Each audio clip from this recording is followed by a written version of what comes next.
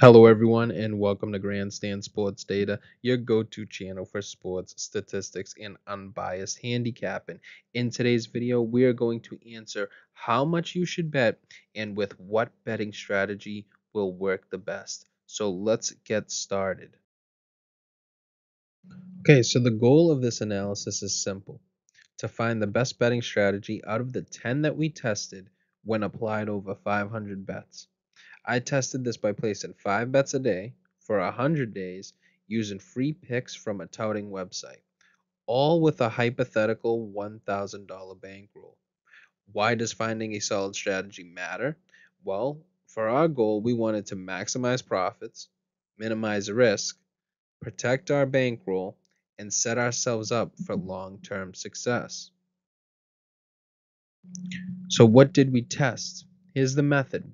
We tested one bet per day from the top 5 handicappers on a free daily bets website for a total of 5 picks a day. Here's what we found: that over 100 days, we placed 500 bets. Out of those, 249 were winners, 246 were losers, and then we had 5 pushes, giving us a win rate of about 50.3% when you eliminate the pushes. So you can check out the breakdown by sport in the grid down in the bottom left-hand corner. Next, we'll see how different betting strategies performed. Each started with a $1,000 bankroll, like we said earlier, and used the same set of picks, allowing us to compare results. So, what was the goal? To find which strategy maximizes returns and minimizes risk. Okay, so here are the 10 strategies that we will be ranking based on our test. We will get more in depth with each of them when they pop up based on the rank, but this is a good time to hit that like button and subscribe to our channel if you want more from us on this topic. And also if you appreciate the hard work that we put into these videos to give you the truth about betting on sports. Okay, so let's move to number 10, which is going to be the Fibonacci system. And the Fibonacci system, if you don't know, is a progressive betting strategy based on the Fibonacci sequence. So after a loss, you move to the next number in the sequence and increase your bet by that amount. Now, after a win, you move back 2 steps. So we'll give you our example. We started basically almost every system at $30 per day, about 3% of the bankroll. Now, this would be day one. And remember, we said that if you were in a losing situation for this first day, in day one, you were a losing sports bettor, you had less than what you had the day before, going into day two, then you would bet $30 again. Now, come day three, if you lost in 2 consecutive days, you'd have to move to $60 bets for each of the 5 bets. Remember, we were betting 5 bets a day. Well, if you now win going into day four, you don't jump to $90 per bet. You go back 2 steps and you start betting $30 again. So that's how the Fibonacci system works. Here are the results compared to its peers. Remember, we did about 10 betting strategies. As you can see in the blue, you're going to see its rank compared to the other strategies. For the record, you see it's 123 wins, 121 losses, and 3 pushes, 49.8%. You're going to say, why doesn't it add up to the other results that we had? Well, it's because it didn't last the full 100 days. It only lasted 52 days, and then you ran out of money, as you can see from the graph here. Uh, you can see it's ranked in a lot of 8 spots, tied in 8th for final value. So there was 2 other strategies that didn't make it as well. Standard deviation, that's going to be used to measure risk. So going forward, just knowing what some of these variables are going to be measuring is good for knowing some of the better systems involved. But we also have our maximum, so how high our bankroll was. Say about the peak, it's about right here at about $1,776. That's how the bankroll grew. So it was actually started at 1,000, made almost $770 in profit, but as you can see, it did not last. But that's what you're going to be seeing from each of these strategies moving forward. Some of the strengths of the Fibonacci system is it's less aggressive than the martingale system that we will touch on. It also allows for some recovery of losses, which is not too bad. Just being able to say if you're betting $180 per day because you went past that 90, when you go back to 60, you're actually recovering some of those losses as you go on and as you hit a win streak. So that's some of the strengths that you can take out of the Fibonacci. Some of the weaknesses, though, is that it's very risky, especially in long losing streaks, as you saw from down here in the graph. You hit a losing streak and you hit all the way down to the bottom and basically met your risk of ruin, is what the sports betting world would call it. It also can result in slow bankroll recovery. So it's best used for bettors who are moderate risk bettors who prefer a less aggressive approach to recovering losses. So martingale would be, I guess, considered a little bit more risky than the Fibonacci. So coming in at number 9, you guessed it, parlays. A parlay involves combining multiple bets into one where all selections must win for the bet to be successful. The potential payout is much higher than betting on each individual game, but the risk is also higher. As you can see, we bet about $50 per day for our parlays. And the reason why we did this is we basically just looked around and did some research and said people with the $1,000 bankroll, what do they usually bet in terms of the for parlays? And it turned out to be about $50 was the average. So that's what we ran with. As you can see from the results, it went 3 and 85. So you actually hit about 3 parlays in that 88 days span that it lasted, which was good enough for ninth out of all the strategies. You can see the return was dead last at minus 22.9. You hit your risk of ruin on day 88, so about right here. As you can see, you went on a hefty losing streak from, I want to say those first 3 wins were within the first month. So after that, you really had no months of winning. Basically, all losses. The max that you made was 3,212. So you can say that out of the $1,000 bankroll, it did get to the no other bet strategy got as high as this one did. But those losses over an extended period of time really killed you, brings you down to $0 at the end of the day.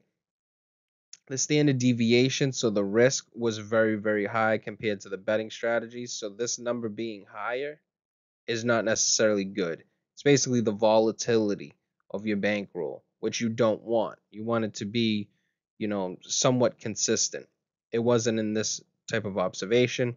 Obviously, some of the strengths when you're using the parlay, using parlays, is that the higher potential payout.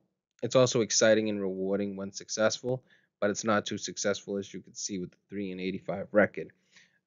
Some of the weaknesses, it's high risk due to the need for multiple outcomes to succeed. That's very hard. It just really is, and it's a lower probability of winning, as you can see, with the 3.4% win percentage.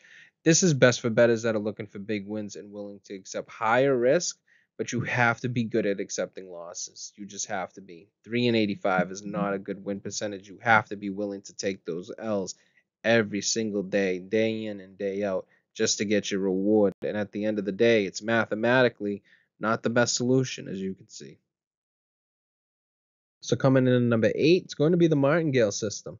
And as you can see here, the martingale system involves doubling your bet after every losing day, with the idea that eventually you will win and recover all previous losses, plus a profit equal to your original bet. So for us, we did it with betting with $30 per day in terms of that's how we started, 3% of our bankroll. And our system was going to be 30, 60, 120. So just like very close to the Fibonacci system. We're starting off with $30 in day 1. If we have a losing day going into day 2, we will have every bet be $60. If we lost again, had a losing day, go into day 3, well then day 3 would have $120 for each of our 5 bets. And we kept going, so on and so forth. We don't move back 2 steps, though, like the Fibonacci system. Basically, if you have a winning day after 120, say, day 3, 120 is each bet, and you had a winning day, you just go back to 30. You don't go back 2 spots, you go back to the original. As you can see from the results, basically the ninth best win percentage at being 224 wins with 224 losses and then 5 pushes. This was the second best return, as was minus 2.8%. You did hit that minus 1,000 units as you lost all of your money, and that was on day 96. So very close to the end, but missing it by 4 days.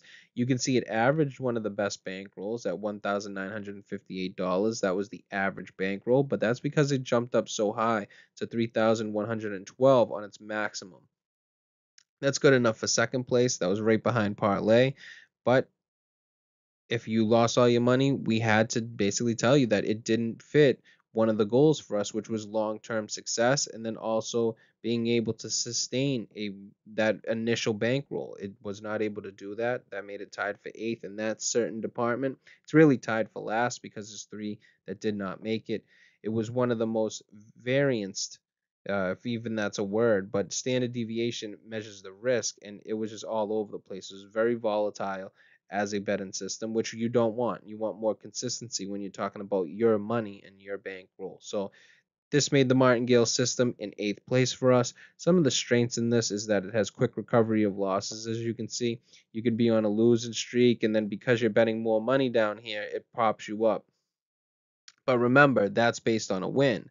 It's very simple understanding. It's very simple to understand the strategy, especially when you know just to double your bet the next day. The thing is that it has a high risk of significant losses and long losing streaks. As you can see from this losing streak right here, it actually killed you. It smushed you when it came to trying to recover your losses. And if you're in one of those sustained long losing streaks, you're gonna be done much faster. So you gotta have to remember me kind of getting off the rails here, that this could have happened back here. Could have simply happened within the first month and you would have been gone. So that's something that you have to kind of, think about. So what is this best for? What type of bettors? It's going to be high risk bettors with a large bankroll and you're willing to take substantial risks. So remember that when you're filtering and you're doing the martingale system, if you don't have a large bankroll and if you're not capable of handling high risk, you don't check those boxes, you don't do the system. That simple. Okay, so coming in at number seven is going to be confidence strategy. And basically, the confidence based betting is you adjust your bet size based on the confidence level in a particular wager. So, higher confidence bets get a larger percentage of your bankroll, while lower confidence bets get less. So, for us, what we did, remember we said we took top five picks from a sports betting website that had, free picks from touts. What we did was the tout with the best record, we gave a 5% play to. Then the next best would be 4%. The next best handicapper was 3%, all the way down to the 1%. So basically, our five bets a day, we had 5% for the best one, all the way down to 1% to, I guess you would quote unquote say worst one, but it would be like the fifth best one. What were some of the results here? Well, it was tied for second when it came to win percentage. You're going to see this through a lot of them. Most of the systems that you see that lasted 100 days had the same record. So that's why you're going to see tied for second for a lot of the strategies moving forward. What you really want to look at is return. Return was minus 5.9% return. It was tied for eight, excuse me, not tied. It was alone by itself in eighth place out of the 10. Also, the unit return wasn't too good. It finished seventh in that department. Some of the bankroll numbers were also not that good. You see in tens here, it was in worst play. It was in the worst spot when it came to the average bankroll only being $676. The max it ever got was only $188.80 in profit. So that was dead last in that department. Then you see in seventh for minimum, where you're gonna see good numbers is standard deviation and range, and those are the two risk I guess measurements you would call it. So the basically the confidence base, I guess you would call it budget, was not there wasn't too much variance. That's basically what it's saying.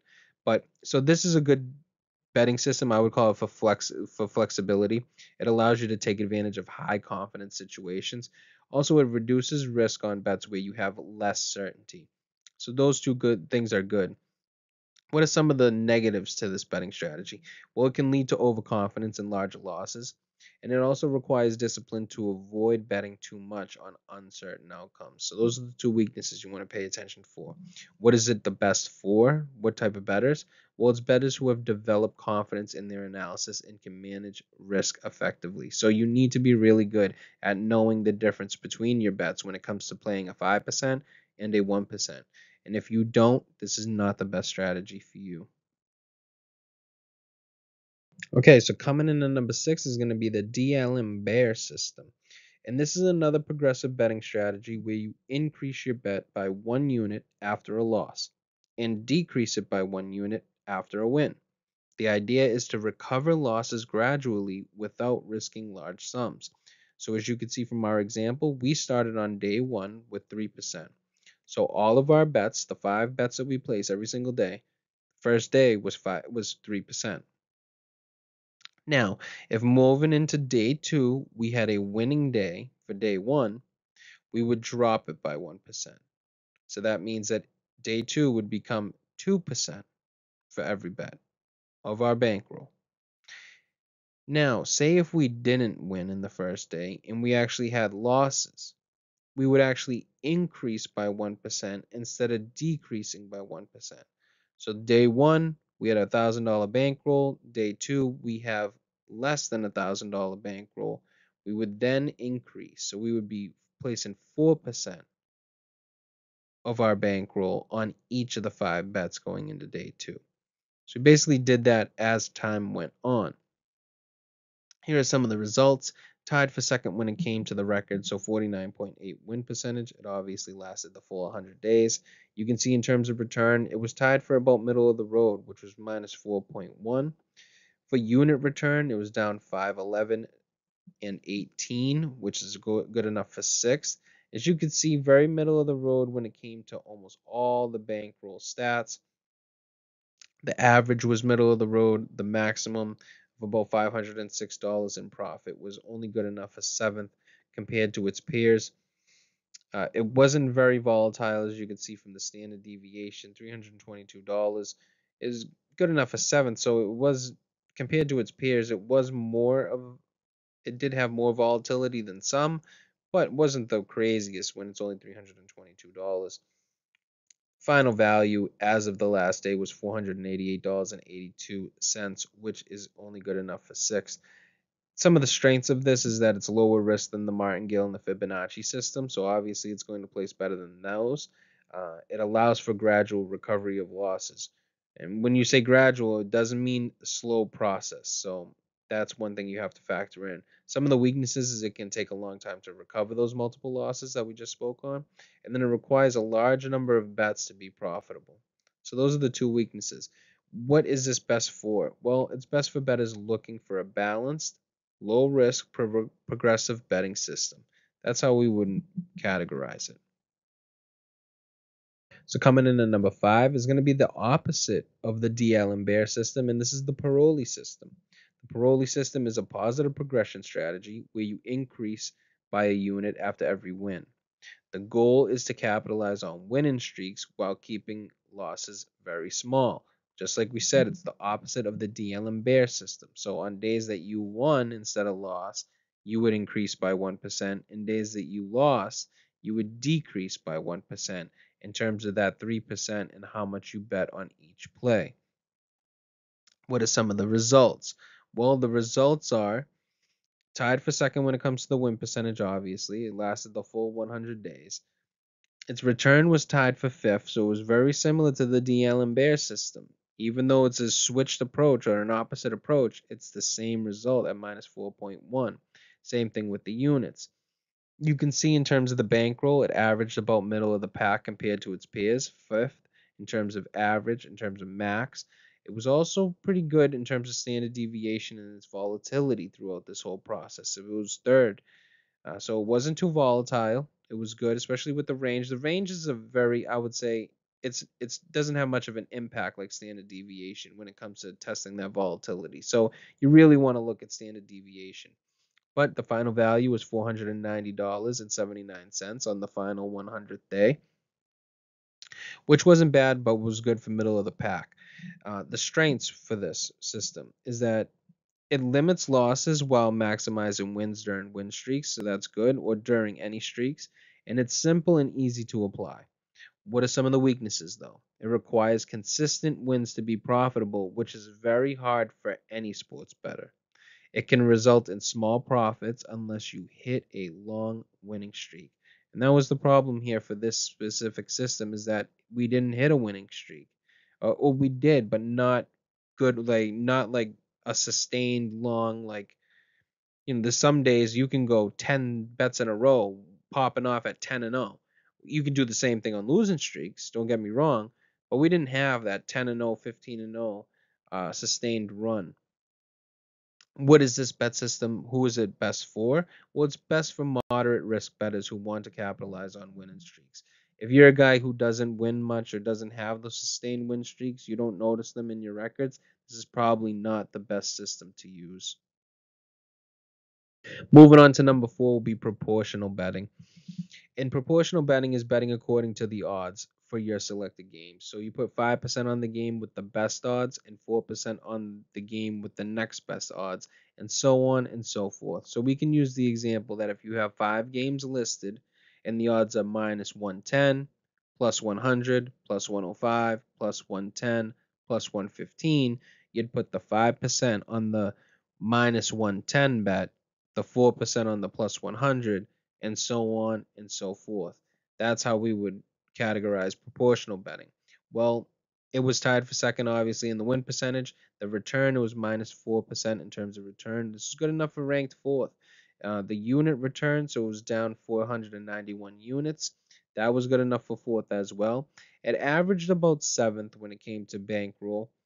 So $823 at average throughout those 100 days. The max was about $404 in profit. That's good enough for only eighth, so not the best. You will say that the minimum was only fourth. It was $415 was the minimum day. You finished with $508.62, which was good enough for fourth. So it was fourth almost across the board, especially when it came to risk as well. So what are some of the strengths of this system? Well, you could say that it adjusts based on the quality of the bet. So that's one of the biggest strengths of it. It also helps you capitalize on strong opportunities. So you're betting little for some huge odds. Like if you're thinking that a plus 250 is going to win, usually that's 1% of your bankroll, which isn't bad, but it can help you with wins. Some of the weaknesses is that it's simply just there's simply just better options than this. It's not that it's too time consuming. There's just better options and better approaches. And this can also lead to slow growth for winning streaks, which is not the greatest because win streaks they don't just happen all the time. It's best for bettors with not much time to analyze their bets and a good set it and forget it approach. That's how we would look at it. Okay, so number 3 is going to be the Kelly criterion. And I know the Kelly criterion is a mathematical formula used to determine the optimal size of a bet based on the probability of winning and the odds.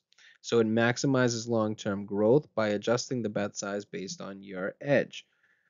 Some people will believe that if they have a 57% chance of winning a bet with the, say 52% odds, the Kelly criterion uses a formula to recommend betting a certain percentage of your bankroll. So, make I would say the the best optimal bet size.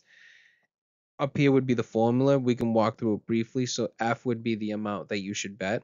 The B in this formula would be the European odds for the bet. The P will be the probability of your bet winning, and then Q will be the probability of your bet losing.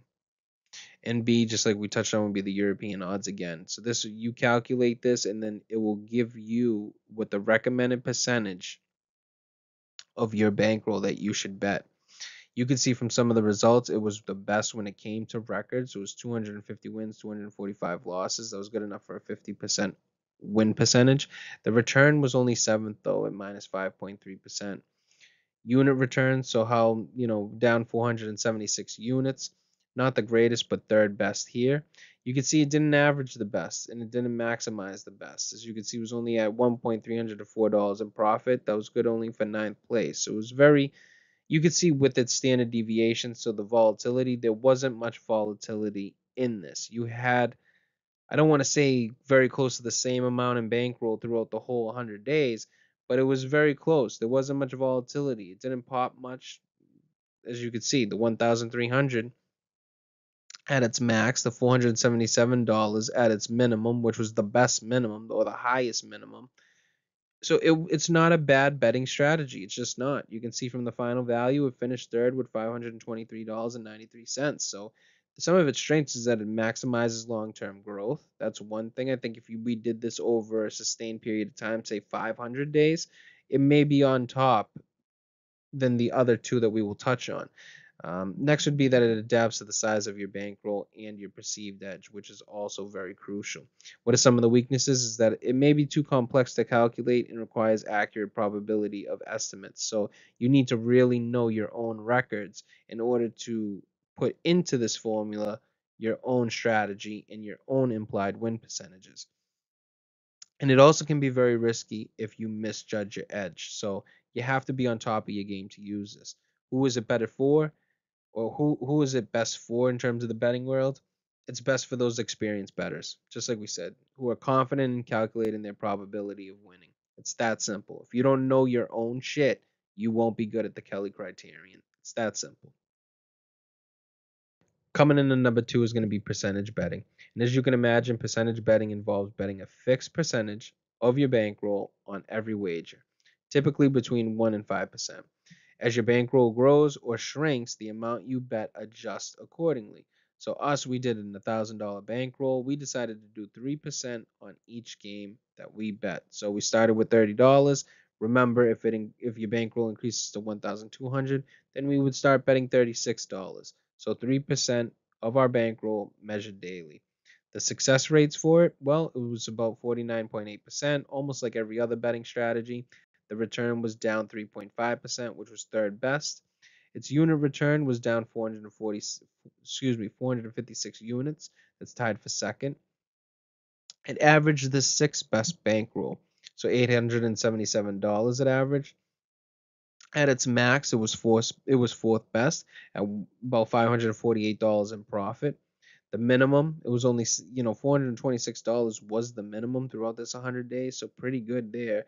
Standard deviation is about middle of the road when it came to volatility, and that's kind of what you like, right? If you're I don't want to say a conservative bettor, say if you're in the middle of conservative and very high, highly aggressive, this is a really good spot to be in. And it was a good spot to be in according to, remember, our measurements and what we wanted for success. The final value was $543.02. That was good enough for second place when it came to after those 100 days. So, who is it good for? Well, it scales with your bankroll and it minimizes the risk of going broke, which was evident here, as you can see. It also protects your bankroll during losing streaks, which is correct. Some of these losing streaks that you've seen right here could have really been bad if it was another system, say the martingale or a Fibonacci. We've touched on them already. Some of the weaknesses in this, though, is that it is slow growth during a win streak. So if you're using a low percentage, some of those win streaks may not be the best unless you're increasing those win streaks. But remember, setting it at a 1 percentage, like 3%, could be beneficial. It also requires discipline and patience to avoid overbetting. So you may be frustrated with the losing, as you can see, and it makes you increase this from 3% to 4% to 5%. It's better just to stay disciplined and stay with that 3%. Who is this best for? Well, it's best for conservative bettors looking for long-term stability. And that's what this showed, was the long-term stability. It was also one of the goals that we wanted tested throughout this presentation. Coming in at number one, it's going to be the fixed betting approach. And the fixed betting it's one of the simplest betting strategies. You wager the same amount on every game, regardless of the odds or regardless of your confidence level in that specific bet. That's simple. For us, we simply did 3% of our bankroll, which was $30 on every single game going forward. Even when our value changed in our bankroll, we still stayed with $30 bets. That simple. It was tied for second when it came to the win percentage, like most of the other strategies. It was first when it came to return, so it was only down 2.5%. It was the best when it came to the betting unit, profitability, which wasn't profitable, but it was the best in terms of, its outcome. It was fourth best in terms of the average bankroll. So the average bankroll was very close to that initial $1,000 that we put in. It maxed at 1,500, so $513 in profit. That was good enough for six when you were talking about our maximum value. Our minimum value was $364, which was good enough for fifth, so very middle of the road. It stayed middle of the road in a lot of these bankroll, I guess you would call it stats or variables for a lack of a better term. And that's what we wanted. We wanted to not be too conservative, not too aggressive, and also not too volatile. It stayed in the middle for all of those. Staying in the middle gave us the best value at the end of the 100 days, which was $626.37. It was number one when it came to that. Some of the strengths for this betting system, obviously, is that it's simple to follow. No need for complex calculations. Every day we knew $30 per bet. It limits losses during a cold streak since you're not increasing your bet size. Some of the weaknesses, though, is it doesn't allow you to capitalize on your edge in favorable situations. Like Kelly Criterion, you kind of knew if you knew your confidence levels, you would probably come out on top much more than the fixed system. And it's also slow growth, especially with your bankroll when you're on a winning streak. So when you're on a winning streak, you're kind of like, hey, I wish I could increase my size. I'm really seeing the board very well. This isn't necessarily the best system when using this. Who is it best for? Well, just based on the results, it's almost best for everyone. Mostly beginning bettors who want to have that low risk strategy, but it also helps you because it hit every single one of the goals that we had in the beginning of this presentation. So if you guys have the same goals, this was the best one. So there you guys have it. The top 10 batting strategies ranked and explained. Remember, no one strategy fits every bettor, so take into account your risk tolerance, bankroll size, and overall betting goals when deciding how much to bet. As you can see, the four top things listed here was our goals. We wanted to maximize profit, minimize risk, have a lasting bankroll, and then also long-term success. You can see here's the comparison chart down below of all of the systems. So whether you're going for a long-term growth with the Kelly Criterion or trying to capitalize on a winning streak with the Paroli system, there's a strategy for everyone as long as you bet responsibly. So if you enjoyed this video, hit that like button and subscribe for more data-driven sports betting content. Also, let us know in the comments which betting strategy you prefer and why. And thank you guys for watching, and we'll see you in the next one.